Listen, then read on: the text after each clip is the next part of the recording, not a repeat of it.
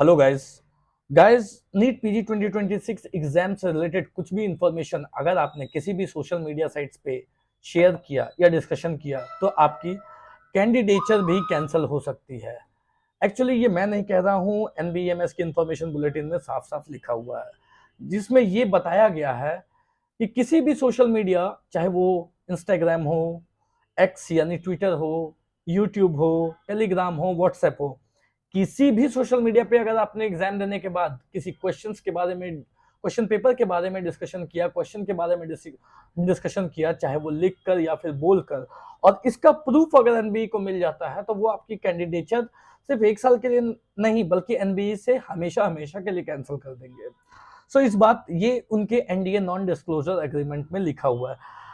अब इनका ये करने का मकसद क्या है, आपको ये बात पता होगी कि अभी जब सुप्रीम कोर्ट की केस चल रही थी 2025 से की आंसर की को लेकर के, तो उसमें जब सुप्रीम कोर्ट ने पूछा कि आंसर की को पब्लिक आंसर की रिलीज करने में दिक्कत क्या है, तो उसमें एनबी का ये कहना था कि नीट पीजी के जो सिलेबस है, जो क्वेश्चंस हैं वो बहुत लिमिटेड हैं, सिलेबस बहुत लिमिटेड है और जो क्वेश्चंस हैं वो बहुत लिमिटेड हैं। अगर हम आंसर की विद क्वेश्चंस रिलीज कर देते हैं, पब्लिक कर देते हैं, तो ऑब्वियसली जो है वो हमारे पास क्वेश्चन सेट करने के लिए, दोबारा क्वेश्चन सेट करने के लिए कुछ क्वेश्चंस बचेंगे नहीं। कहीं ना कहीं एनबी ये चाहती थी कि क्वेश्चंस जो है वो क्वेश्चन पेपर और आंसर की वो पब्लिक ना हो। तो इसी वजह से उन्होंने एनडीए में ये एग्रीमेंट, नॉन डिस्क्लोजर एग्रीमेंट में ये डाला है कि क्वेश्चन पेपर से रिलेटेड कोई भी क्वेश्चन अगर आप किसी भी सोशल मीडिया साइट पे किसी से भी डिस्कशन करते हो और वो पाया जाता है तो फिर आपकी कैंडिडेचर जो है वो कैंसिल कर दी जाएगी। इसके साथ साथ एक और मेन पॉइंट क्या है कि अगर आप वैसे किसी फोरम को भी ज्वाइन करते हो जो क्वेश्चन पेपर से रिलेटेड इंफॉर्मेशन स्प्रेड कर रहा है और वो पकड़े जाते हैं, तो चाहे आप उस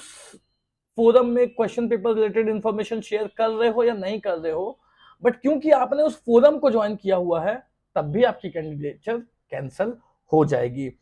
तो मैं तो यही कहूंगा कि एक बार एग्जाम जब कंप्लीट होती है तो उसके बाद किसी प्रकार की कोई इंफॉर्मेशन जो है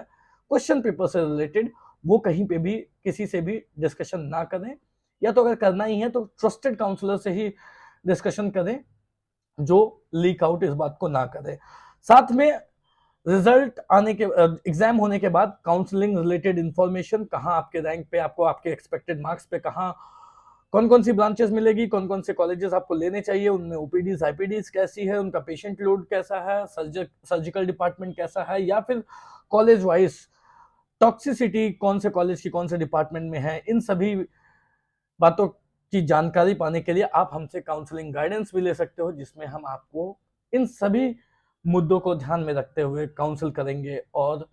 आपको बेस्ट टू बेस्ट कॉलेज दिलवाने की पूरी कोशिश करेंगे। That's all for today guys, thank you so much, have a nice day.